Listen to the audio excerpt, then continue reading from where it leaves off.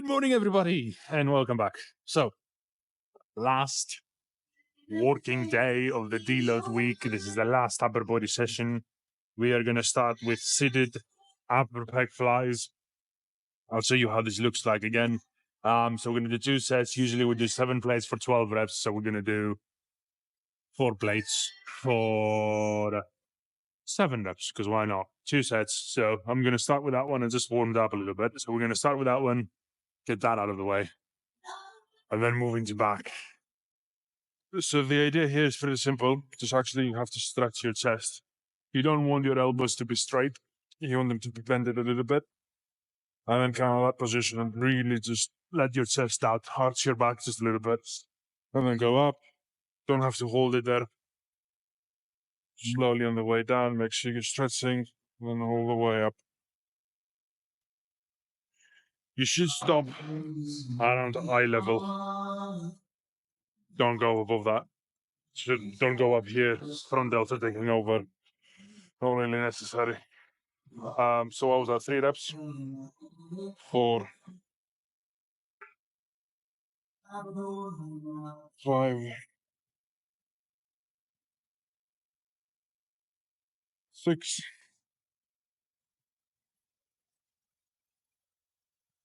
7. That's it.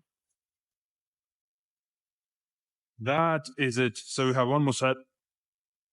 Then we're probably going to move into some back stuff, but I can see the stuff are being taken, so we might just do flat dumbbell presses over there.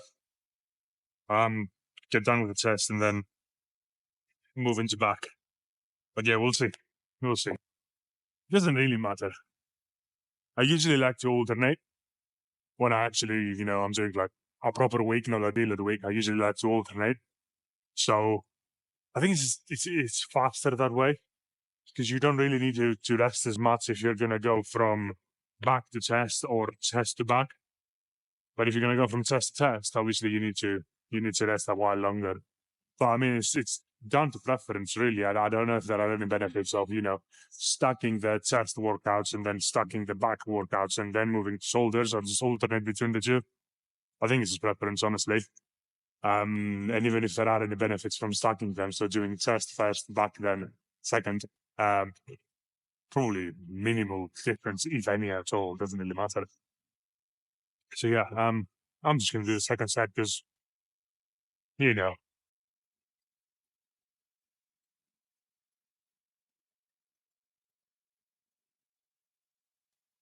two.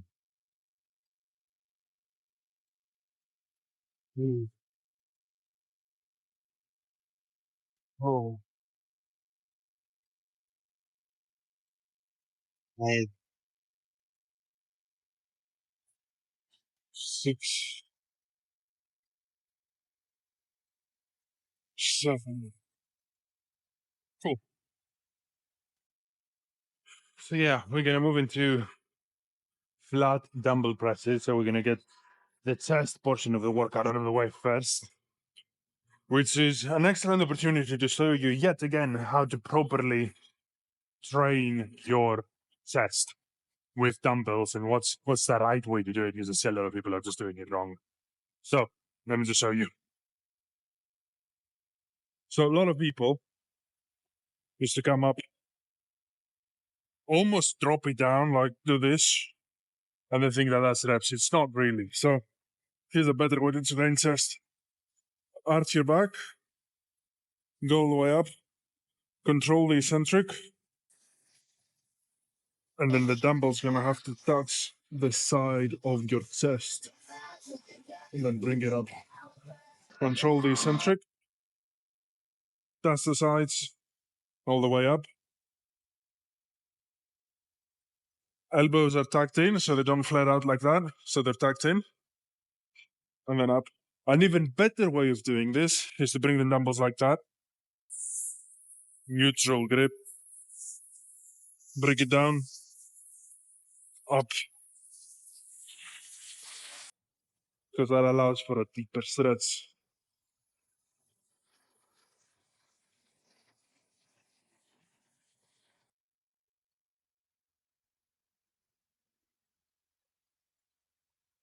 And that's it.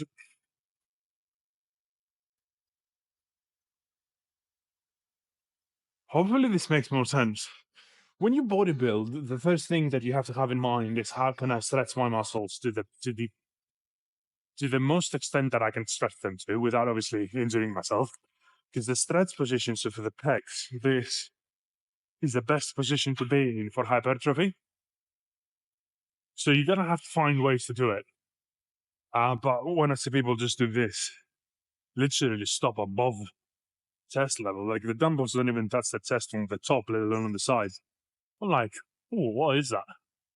Why stop there? Which I guess the answer is ego lifting. You can't actually move more weight for more reps if you're doing it that way.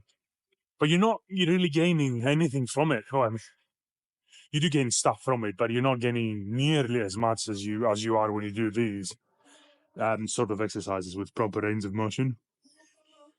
So yeah, man. I mean, especially if you are going to use dumbbells, because the thing with barbells is eventually barbells is going to hit your chest. There's nothing you can do about it. It's just going to hand down and it's going to stop you. Also, your arms can literally go even lower. But it's just the dumbbell things there. Sorry, the barbell things is going to touch your chest, and then it's going to limit your range of motion to an extent, right? But with dumbbells, you have no excuse. With dumbbells, you should be going all the way down. Literally, the dumbbells have to touch the side of your chest. And if you can't do neutral grip, you can go even lower, even better, in my opinion. You can alternate between the two grips, not mid-set ideally, just like, you know, per set if you want, or even per week. It's good to have some variation, but yeah, getting the deep stretch is the most important thing for size, hands down. So we're gonna do one more set. Usually, by the way, we do 14 kg for 10 reps, something like that. We're gonna do 25 for 5 reps. This time around, I might have done a bit more on the first set, but it really doesn't matter. I'm ready to start lifting again anyway, so I'll make sure that I'm getting a proper stretch. I'm getting a nice pump, but that's about it. So, with that being said, I'm going to change the position of the camera for you guys, and we're going to move into the second set. Again, all I want you to do is to pay attention to where the dumbbells are actually, where I'm actually stopping the range of motion, because this is the important thing here. This is kind of like one of the key takeaways, right? So let's get into it. Look, no, arms to the back. See? One, make sure you're stable. Two,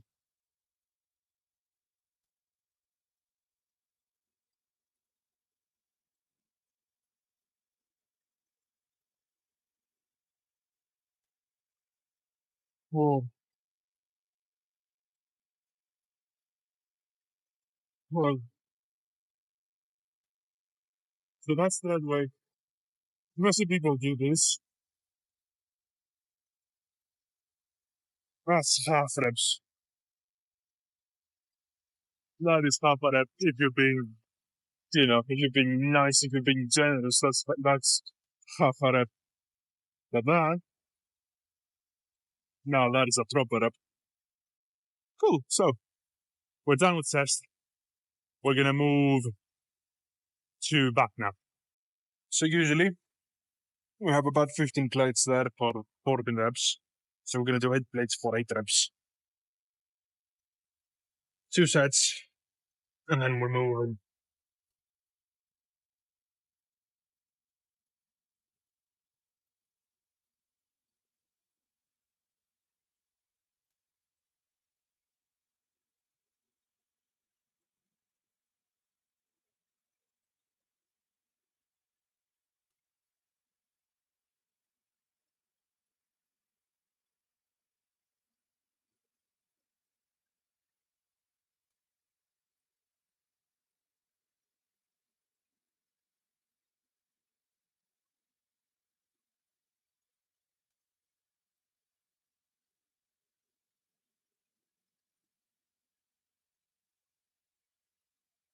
That was the first set.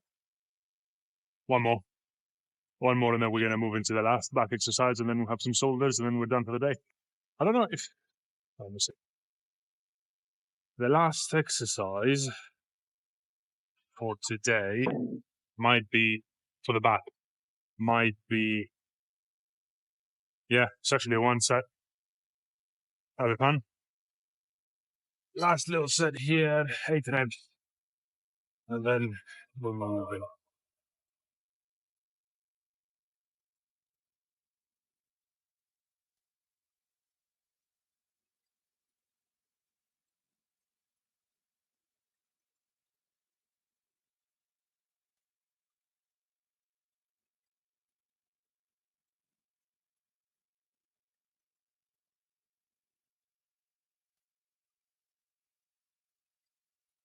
6,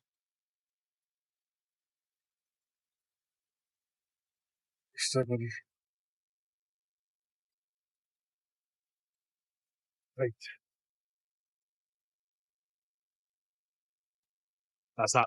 So, one set, close grip, pull downs, then some shoulders, and then we're done. Nice easy little days, but they do count. They absolutely do count because we're still here. So yeah, see you over there. So yeah, we only have one set here. Usually we do 16 plates for 10 reps, I believe. So we're going to do 9 plates for 6 reps. So I'm just going to get that out of the way. And then we're going to move to the shoulders, and then we're done.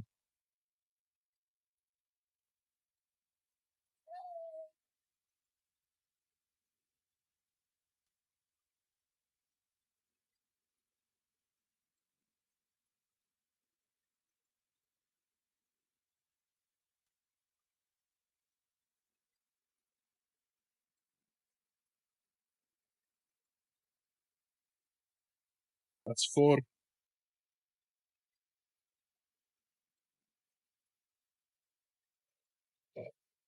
5. And that makes 6. Like that. Right, so yeah, we're going to move into some lateral raises with the cables, and then we can actually call it a day. I'm going to show you probably the best way to grow your side lats. It's probably one of the best exercises to do it so. Minimizes the risk of injury, and it also maximizes growth factors. I'll show you what I mean. So what you want to do is you're going to come here, use the cable, grab one of these grips, because you're going to do it, obviously, one arm at a time. I find this to be the best way for me personally, but if you want to do both arms, you know, kind of like X cable rows style, whatever you want to do. So a mistake that a lot of people do is they start this exercise, and that over here, so the position where the actual cable is coming from is all the way to the bottom.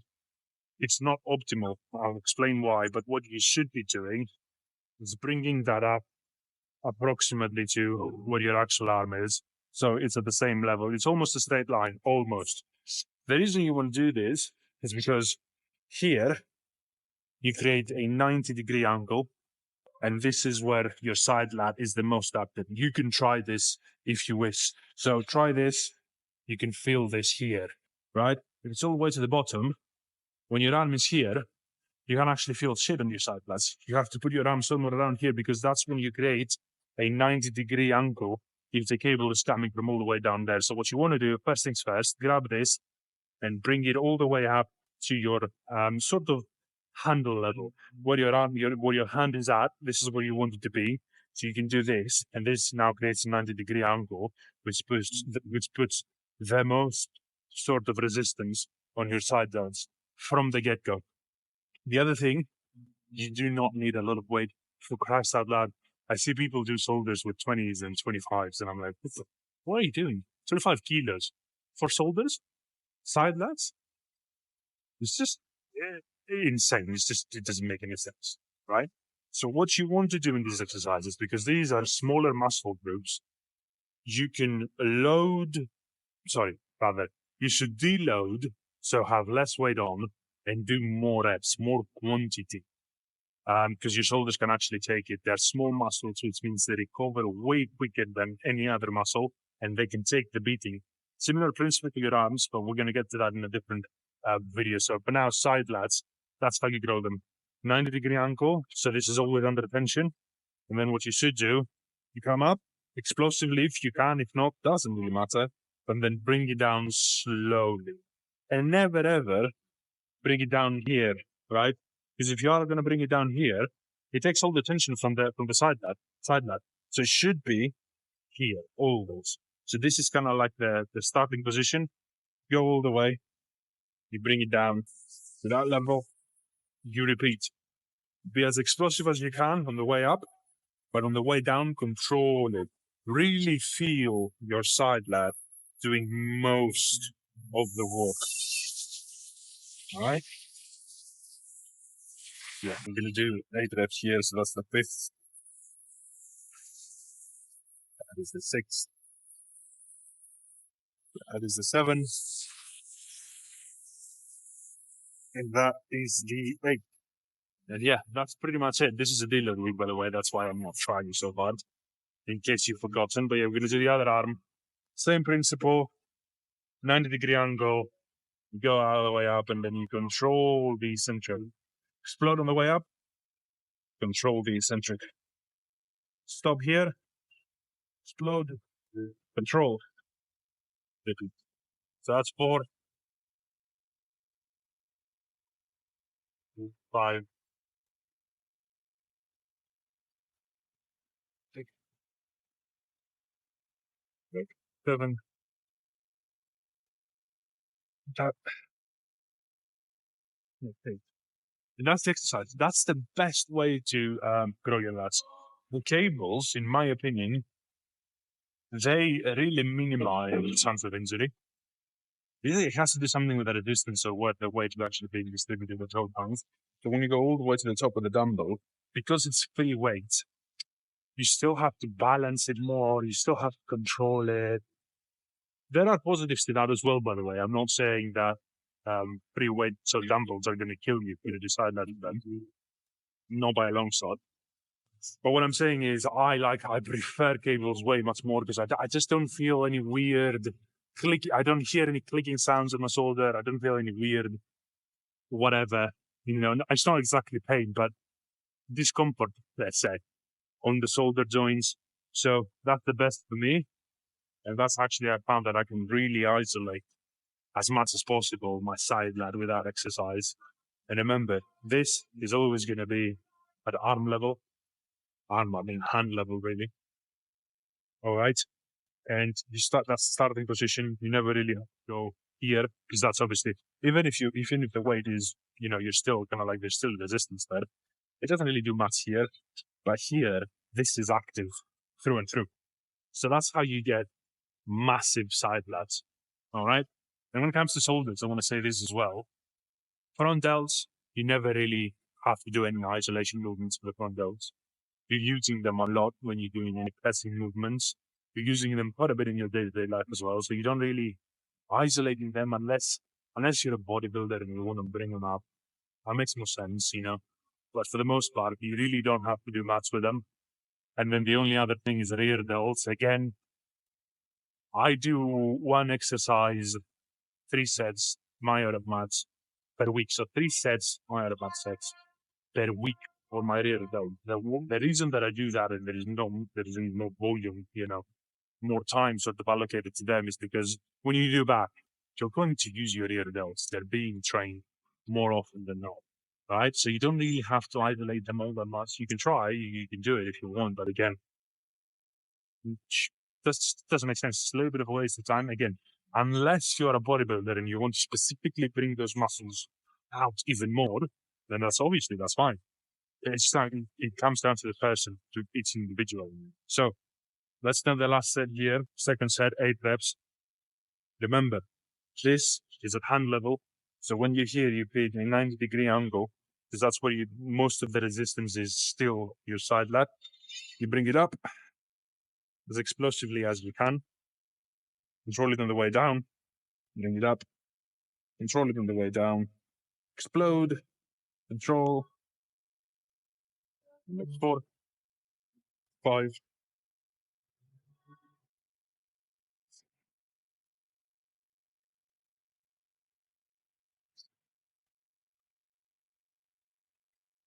8. Cool. So the last, our left arm, that's really working. So run with that.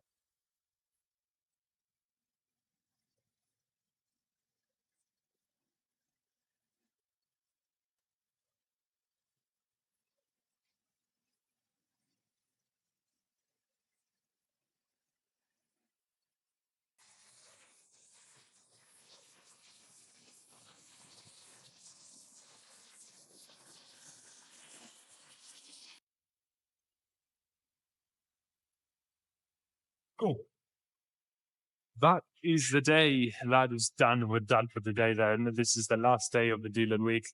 So from next week, we're going back to our roots, going back to what we usually do. This is going to be very fun. I'm looking forward to see, what the dealer week did. I don't really know if I need another week of moving the weight that I moved the week before the dealer week. So I'm still kind of like remaining at the same level and then try to do more. I guess it will depend. I'll try hard next week. I'll do that much. I'll try very hard next week. And then we're going to go from there. But yeah, that was the dealer week. It feels very good. The gym is shorter sessions, which is good because obviously I have other stuff to do. So the shorter that I'm here, the shorter amount of time that I spend here, the better it is overall. I don't feel as stressed when it comes to my body, no mentally. It's just there is less stress being put on my body, so I'm more relaxed, more focused. I don't feel. I'm not going to say lethargic because I don't usually feel lethargic during the day because that has to do more with how much you eat. But I definitely feel less tired. Let's put it that way. And yeah, it felt very good. Now I want to see how would that translate to the rest of the program because obviously I'm still progressively overloading. The idea is to get stronger, to put some size on. So we'll see how that goes. But yeah, pretty good stuff. I really enjoyed the dealer week. I really, really enjoyed it. And I can definitely see myself having those once every month or two.